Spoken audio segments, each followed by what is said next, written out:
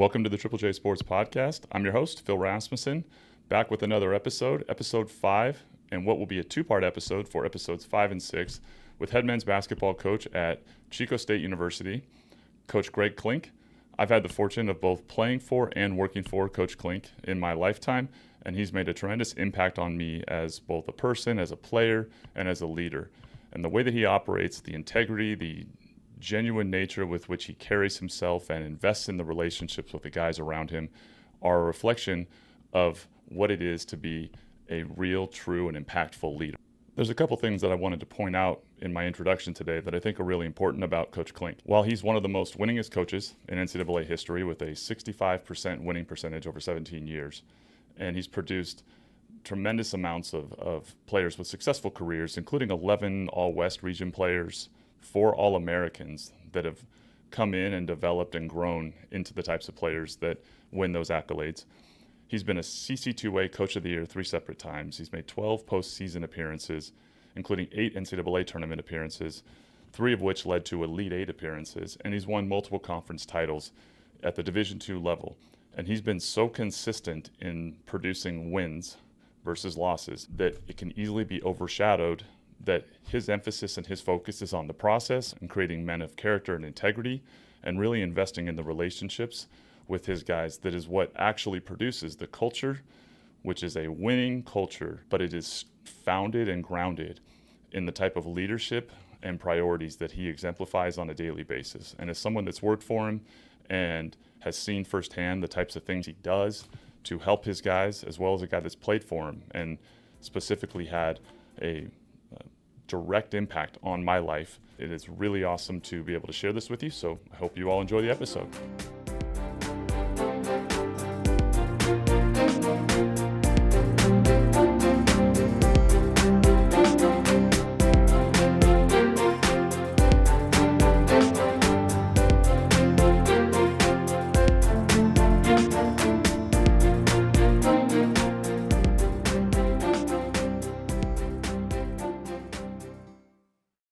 Welcome to today's episode, and it is not only a pleasure, but a tremendous honor for me to introduce and welcome our next guest, Coach Clink. Coach, thanks for being here today. I'm super grateful. Thanks, Phil. Appreciate it. Been looking forward to it.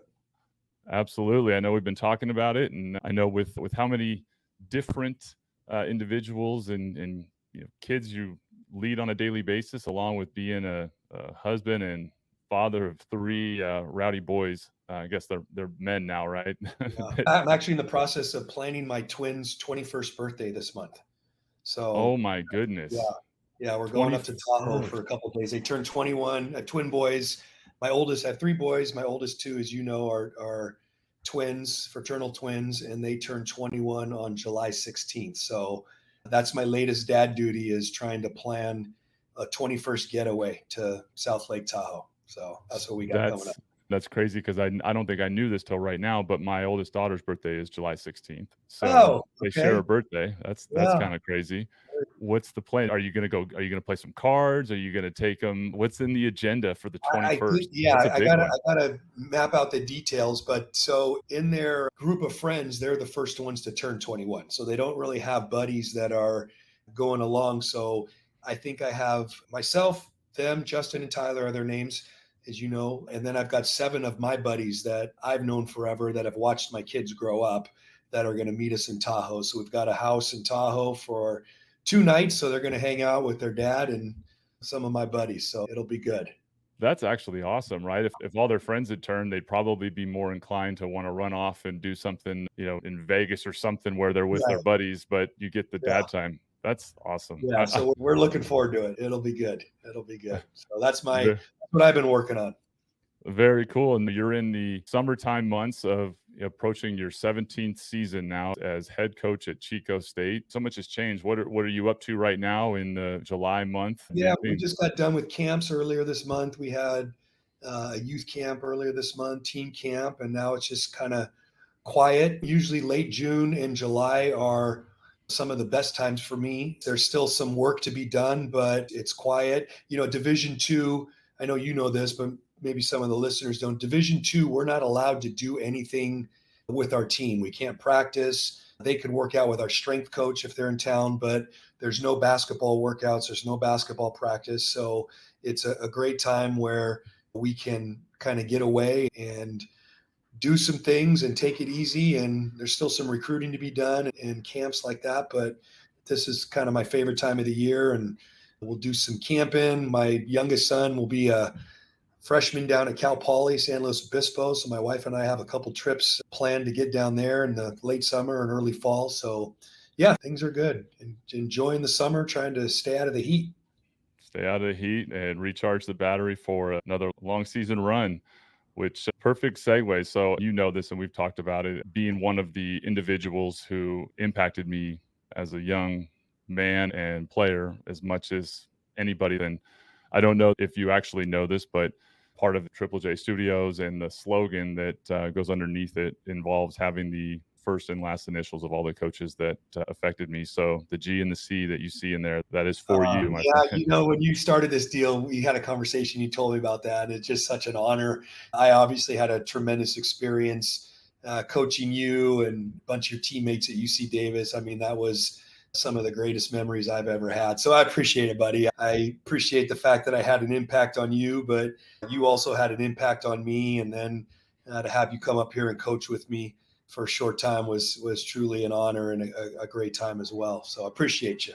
Likewise, coach. And it was two different points in my life that really made an impact. And so I'm looking forward to talking more. And I'd actually love to kind of start with just how you came to be the head coach at Chico State and how you became a coach. So you were a player at Chico State originally. You got your start at UC Davis with Bob Williams, one of the legends in the game, and won a title at UC Davis, and started your journey there. I would love to have you describe what got you into coaching, what connected you with Coach Williams, and that early part of your coaching career. Yeah, even from a young age, I knew I wanted to coach basketball. When I was 14 years old, I think is the earliest time I can remember really saying it that I wanted to be a coach. And going through high school, I went to junior college, played there for 2 years in junior college before I came to Chico State. And I always thought that I wanted to be a high school coach.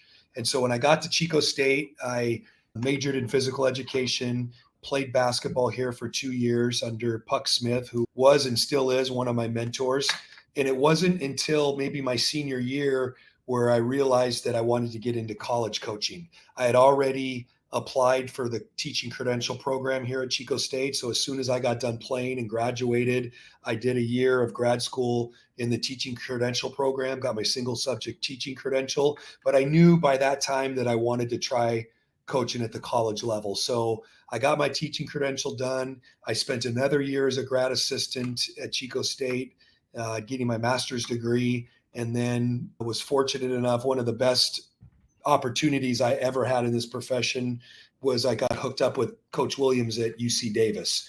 I went down to UC Davis for a year, coached there, and then the following year became a junior college head coach at my former junior college that I went to, Gavilan College.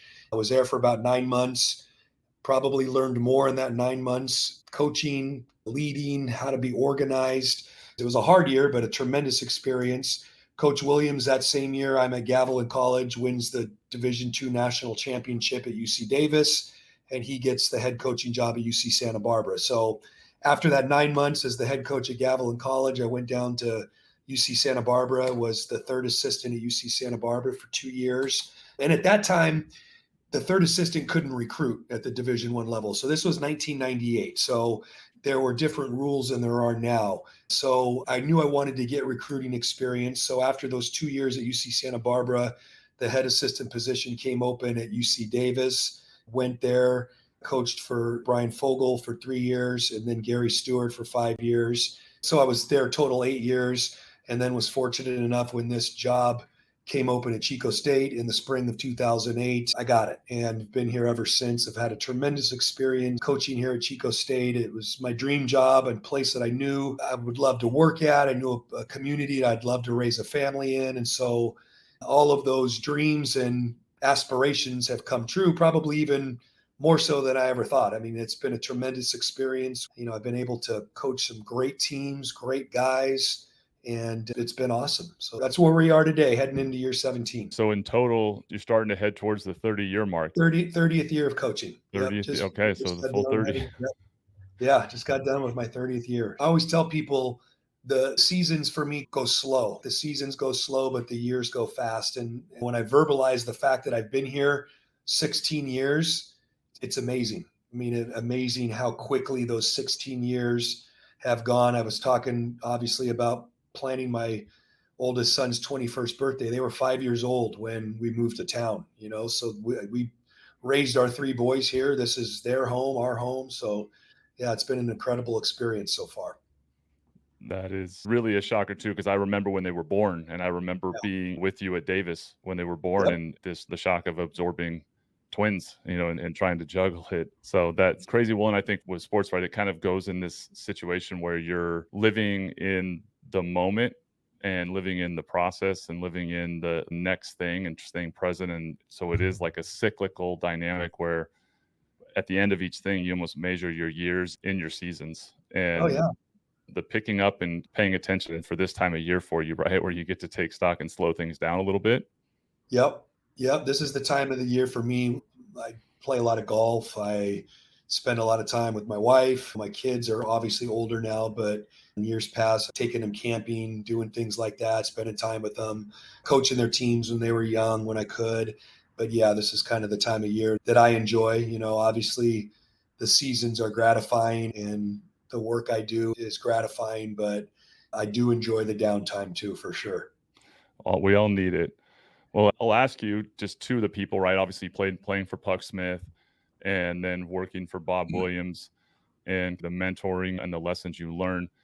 What was maybe some of the most notable lessons or things that you carried forward in terms of playing for Puck and working with Coach Yeah, Williams? it's interesting you asked that. Obviously, those two guys are two of my biggest mentors. I worked for four different head coaches. Puck Smith played for Puck, worked for him for 2 years. Bob Williams, obviously at Davis and Santa Barbara, worked for Brian Fogel for 3 years at UC Davis, and then Gary Stewart for 5 years, and just learned a lot from all of them. You specifically ask about Puck Smith. The way he did it was different than how Bob Williams did it, right? It was a completely different coaching style. Puck was a disciplinarian, but not a yeller and screamer. He was a guy that you had a tremendous amount of respect for, still do. His intensity level and just the way he attacked coaching and teaching and life. I'd learned so much from him in terms of discipline and keeping things simple. Like the system that I played in and when I coached with him was very simplistic. Our practices were the exact same every single day. We had a series of peer pressure drills that we would do every single day. You'd had to complete one to get to the next one, and then we'd play, and it established a lot of consistency. There was a lot of fundamentals built into all the drills we did, but it was fast paced. It was defense. It was physical, but it was simplistic in terms of the basketball attack. And I learned a lot about that. And then I went to UC Davis with Bob Williams and then Santa Barbara with Bob Williams, an amazing teacher, an amazing builder of culture, but did it a lot differently, a lot more breakdown, a lot more breakdown by position, a lot more scouting, film, all that kind of stuff. So I got exposed to a different style, different teaching style, different level of use of film. It was just completely different, both equally successful, but really different. And one of the things that I would say about my experience with Bob Williams at Davis and then Santa Barbara that really has stuck with me. When I came to Chico State as a player, Puck had been there for a few years already, and the program was at a really high level. He had established a culture that was as good as any in the conference at that time. The program had just won 2 straight conference championships. I was fortunate enough my junior and senior year to be on the next two, so 4 straight conference championships, and the culture was really, really good. But I walked into that, right? When I left Chico State after my 2 years as a grad assistant, I went down to UC Davis. Now, this was the year before they won the national championship. So the culture was at a really, really high level. Like the way the guys operated, the way the program operated, the way everybody treated each other, the level of efficiency, it was at a really, really high level. That next year, I got a junior college job and spent my season at the junior college. And then Bob Williams gets the Santa Barbara job the following year. Okay. So then he hires me, and we walk into a situation at UC Santa Barbara where they had just fired the coach. They had a player revolt. The culture of the program was not good. The program wasn't winning. I mean, the culture was bad, right? And so the last time I'd been with Bob Williams, the culture was at an all-time high. I got to see firsthand how you build culture from the ground level up that first year in 1998 with Bob Williams at UC Santa Barbara.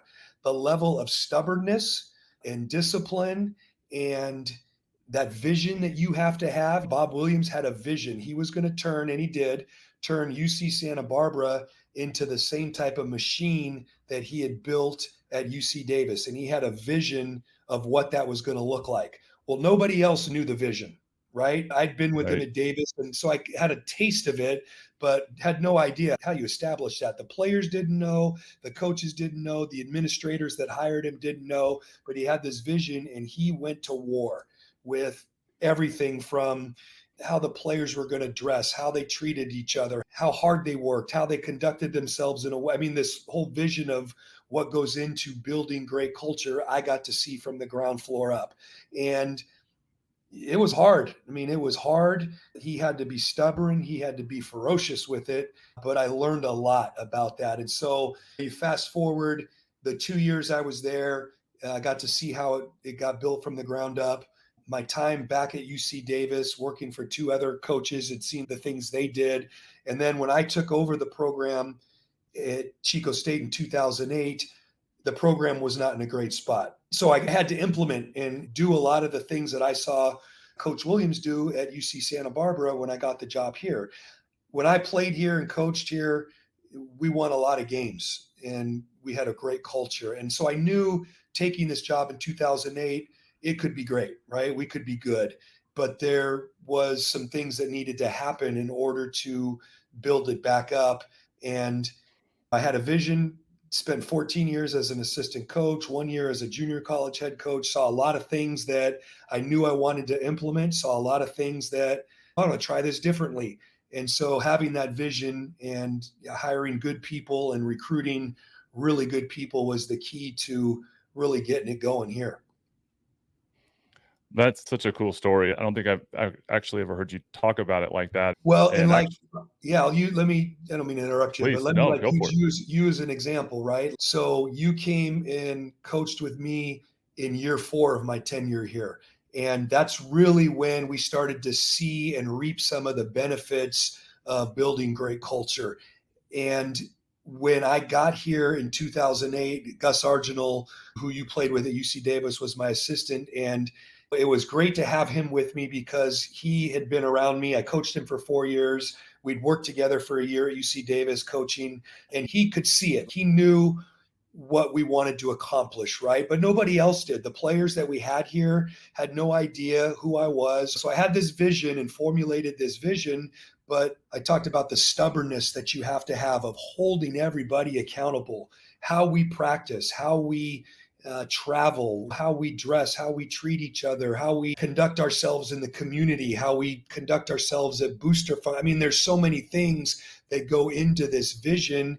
And I spent more time, Phil, that first year, especially coaching culture type things than I did coaching basketball. I'd walk into the gym, somebody would be off task, we'd have to coach that, right? You'd start to get in the minivan to head out of town for a trip, and somebody would be wearing something they're not supposed to, right? So you have to coach that. You know, I see a guy walking from one drill. We don't walk from one drill to the next, we run. You have to coach that. And so the harder we coached that and the more things we held everybody accountable for, the faster that went. So you come in 2011, 12, and that's the first year we won a first championship, right? So we were starting to, not that everything was perfect then, but we were starting to reap some of the benefits for how we operated, how we conducted ourselves, and how we created culture. It started to take effect and really started to lead to a lot of success. Absolutely, yeah. The foundation being laid, and it was one of the big reasons why I wanted to, do it at a higher level. And that opportunity came up with you. I knew the type of individuals that would be there, and the type of approach that the day-to-day would be, just based on you heading up the program and knowing Gus. What's so amazing, like I said, is what you and Gus did, and that foundation that you guys laid was so much fun for me to walk into. And then the ability to sustain it is one of the things that is a testament to your commitment to what you're talking about, regardless of the winning and losing. Well, I appreciate that. And one of the things that you just mentioned there that struck with me is you said individuals, right? One of the best thing that we did when we took over the program here in 2008 is we got the right people. And they weren't all the greatest basketball players in California. I told Gus, we need to recruit really good basketball players that are great people, right? Guys that are going to buy into the culture, guys that are going to just have blind faith, right? Have blind faith that what we tell you and how we're leading you is the right way. And we got a group of guys that first year, most of them redshirted, but then played for the next 3-4 years, that had blind faith and that were the right guys. They wanted to be a part of something bigger than themselves. They wanted to win. They bought into the culture of the program. And really, to this day, if you were to ask me what's my recruiting philosophy is to get really good basketball players. And notice I didn't say great. At our level, we're not getting a great player. Now we're going to try and make them great, but there's always something missing. Okay, at our level, we're not going to get a perfect player. So my recruiting philosophy is to get really good basketball players that are great people, right? And if we can get that combination of a really good player that is a great person, a person that has high character, great work ethic, selfless, wants to win, if we get that type of person and they have some basketball talent, we're going to win a lot of games. That is one of the core things that you hear a lot of people talk about, but obviously the most difficult part of that is staying true to it and staying true to a vision and your principles and your values. And the second piece, which we've talked about a lot, all of us who've played for you, all of us that worked with you and watched you coach, is when you bring good people in and working to establish a culture, a big part of creating the buy-in and the follow is the relationship investment that you put forth with each player, with each person. Because when you're changing culture, changing anything, and you're creating an aligned vision, you're asking people to sacrifice. You're asking them to do things differently, and you're asking them to do things that are uncomfortable. And the natural resistance is to fight that when you're dealing with someone that you're not convinced is looking out for your best interests or that doesn't care about you. But if you establish that relationship, it's certainly easier to create that blind faith that, look, whatever it is that you don't understand, you do understand. I'm doing it in what I believe is your best interest. Yep. You touched on some different things there. And the first one is staying true to that, right? Recruiting great guys. And that's not the only way to win a lot of games. There are a lot of teams that we play against and compete against. And throughout the nation, you can see it at any level, any sport. And it's about getting the best player you possibly can, the most talented player you possibly can. And you sacrifice character and you sacrifice personality, or you sacrifice a lot of different things, ethics, it's just about talent. And I've always told myself that that's not what I'm going to be about. I don't want to be around that. I want to be around great people, people that have great personalities, people that care about other people, people that are selfless. And it doesn't mean they're all choir boys and perfect. I mean, we have our They're still issues. 18-year-old kids. Yeah, we've got guys that make mistakes, and part of the job is to help them work through those mistakes. But I knew when I got the job here, I knew it was a place that we could win, and we could win with really good people that are fun to be around. And so that's what we've done. And you're right, it's not easy. You could have 14 of the greatest guys in the world. They all want to play, and they all want to get something out of it. You can call it selfishness, but it's human nature, right? You want to play. I wanted to play. Certain guys want to score X. Everybody has their own personal goals and why we play this game.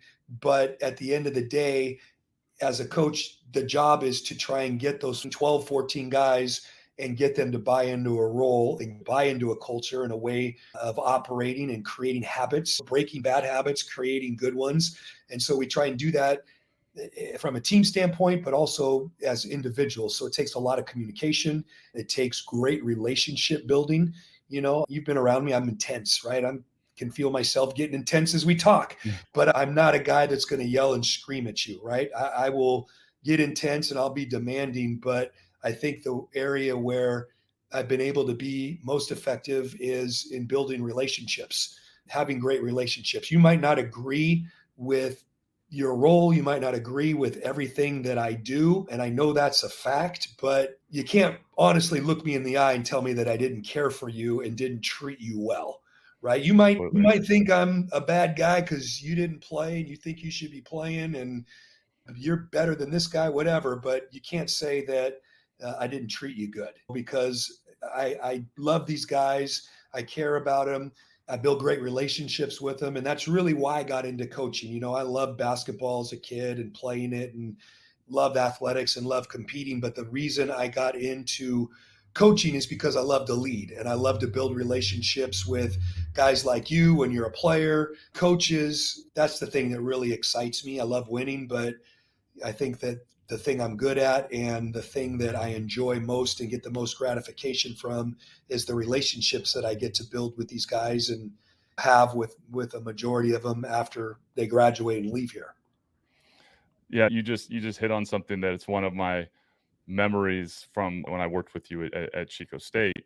One of the many conversations we had as a staff, me, you, and Chris Cobb, and you talked about how the games were like your least favorite part of the process. And I remember kind of being stopped because I looked forward to the scout and the games and all that. I look forward to those. And I knew what you meant. And I know that you enjoy the process of what it takes to build the program, to create all the stuff you just touched on. And the games are literally the byproduct of all that. But it really sticks out because I think it highlights you're not just there for the wins and losses. They end up being a byproduct of all the things you just touched on. And that's what resonates with the guys that play for you.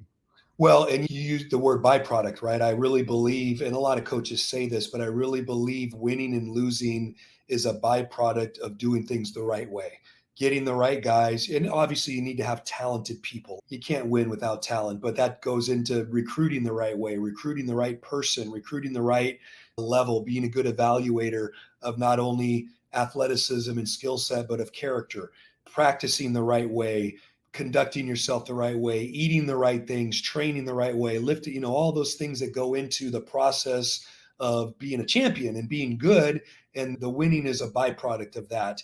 And to touch on your first point, the games are my least favorite part of this job, you know, and I wish it were different. I honestly do. I get a lot of gratification out of winning, you know, and I take losses More of a hard. relief though, right? It's gotten to that. And that's not how I want it. I wish I could look at it differently. But the things that are enjoyable for me are the relationship building, the process of getting the team better. Practice. I love coaching practice. That's probably the best part of the actual basketball part of this job for me is I spend a lot of time each day, as you know, putting together a practice plan, tweaking the practice plan, going back an hour later, tweaking it again. I enjoy putting a practice plan together.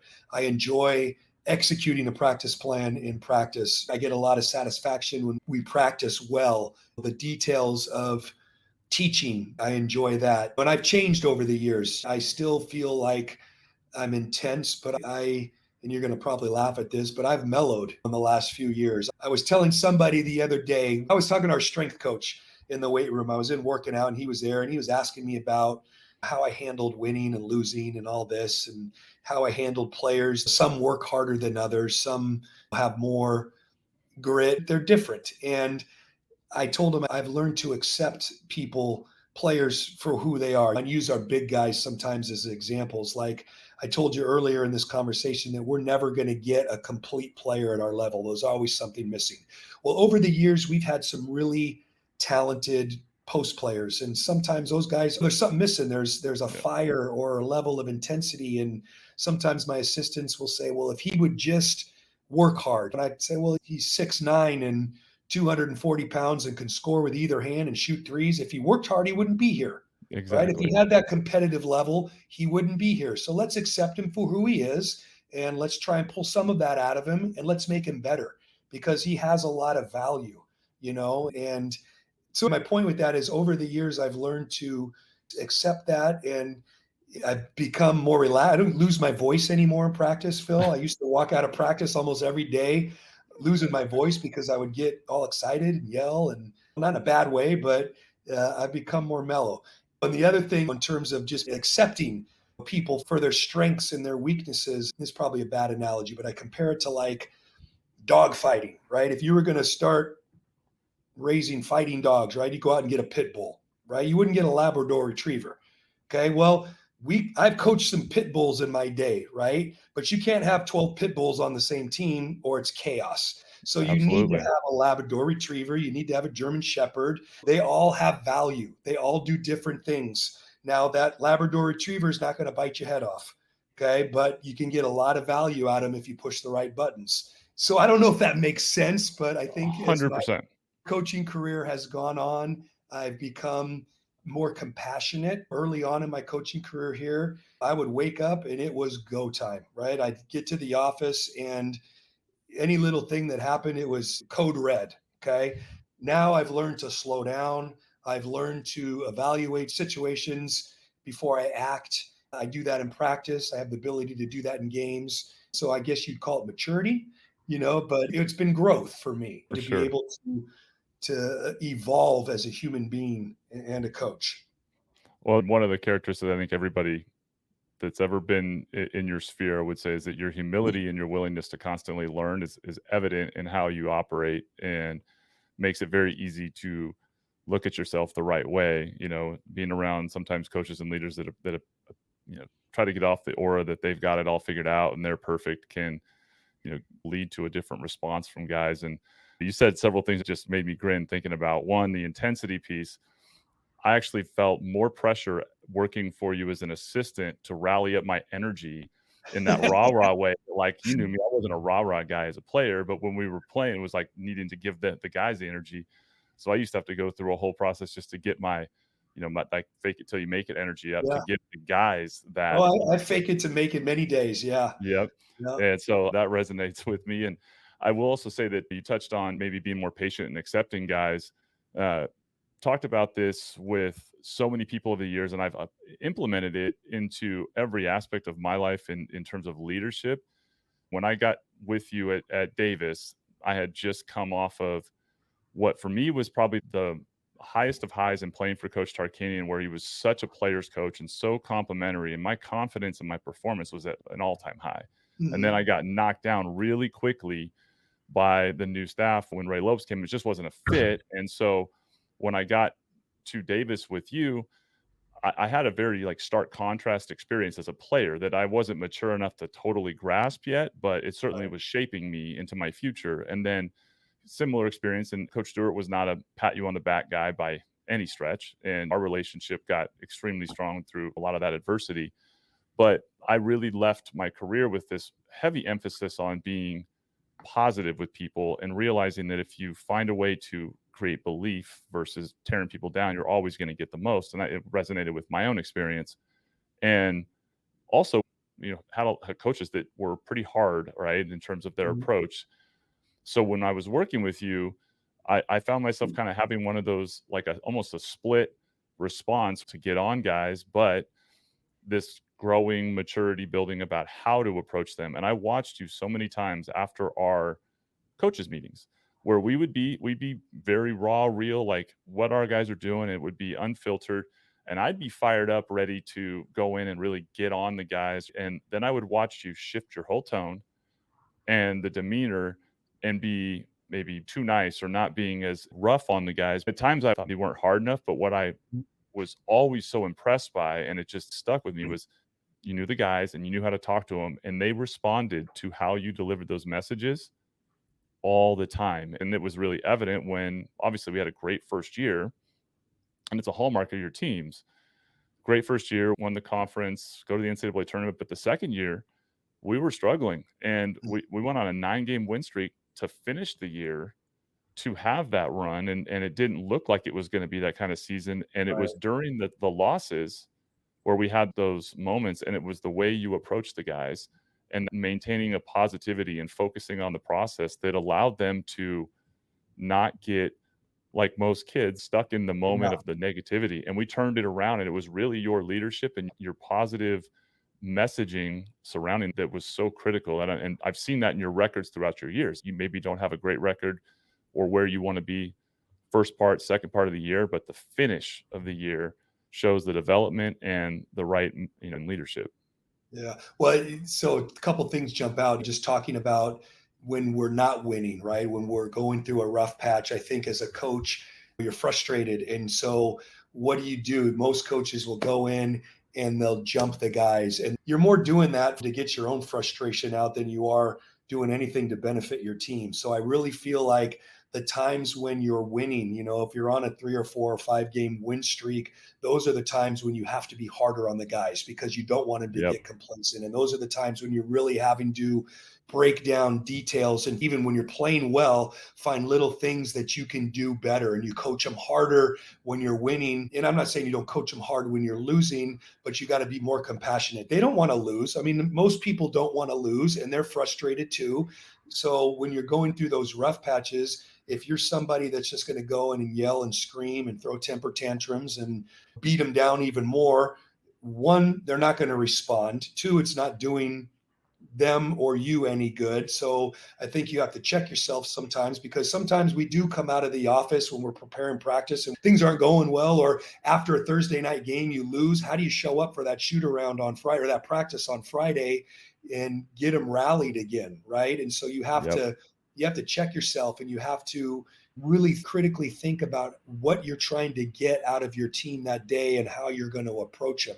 And then something early on that you talked about is the humility, right? Like not being afraid to one, make mistakes, but two, admit your mistakes, and I think that's something that I've done more in the later part of my career is really like looking in the mirror and saying, you know what, I didn't handle that right. Or, I messed that up. And I'll give you one example. So this year, I think it was early on in our season, we were in a scouting meeting. We had this Division I transfer that we brought in. He was with us for the first time, and he played for some really volatile coaches in his college career.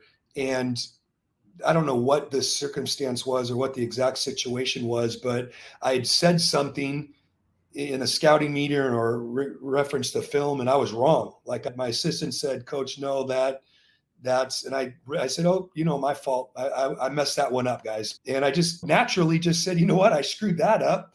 Fix it. Let's fix it." And this guy walks out of the meeting and he comes up to my assistant and says, "Whoa, I've never heard a head coach admit that he'd made a mistake before." And it kind of, when he told me this, it kind of caught me. I'm just, that should be, It should be the case, but it's it not should be always. the case. You should, if you're going to lead and you're going to do it well, you have to, I'm not saying you can't have an ego, but you have to check your ego and you got to admit when you're wrong. And I think that when they see the human side of you, right, when you can admit you're wrong or raise your hand and say, you know what, I messed that up, or I should have done this differently, people will tend to follow you more if you act like a human being as opposed to being a person that never makes a mistake or is always right or has to be always right. You worked with me. I take a lot of input from assistant coaches.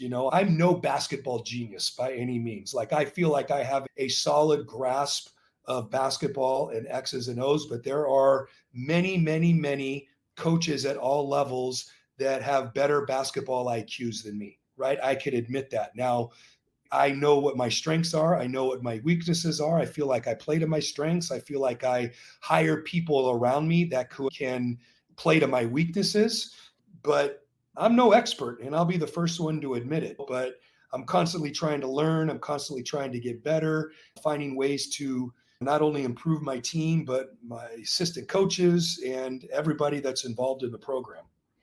Well, what you just said for me, the idea of being humble and admitting your mistake, it's also you're teaching your team how to admit when they make mistakes, right? Like they're watching you demonstrate what is a tough thing for any young man, an athlete, right? How do I admit I screwed up? Not I missed a shot, but like I actually made a mistake. Like I Right. screwed up. How do I take accountability for that in a way that demonstrates I'm aware? And how are people going to respond to me? So you're also teaching them how to interact and take accountability and then how to treat each other when they make mistakes. So you're demonstrating in all those areas. There's not enough people that I think, experienced that type of leadership. And so, yeah, I think that's huge. And then touching on being humble enough to always, recognize where it's not your strength and Right. look for areas. I mean, that's part of being a leader, right? Is not knowing it all. It's surrounding yourself with the right complementary pieces.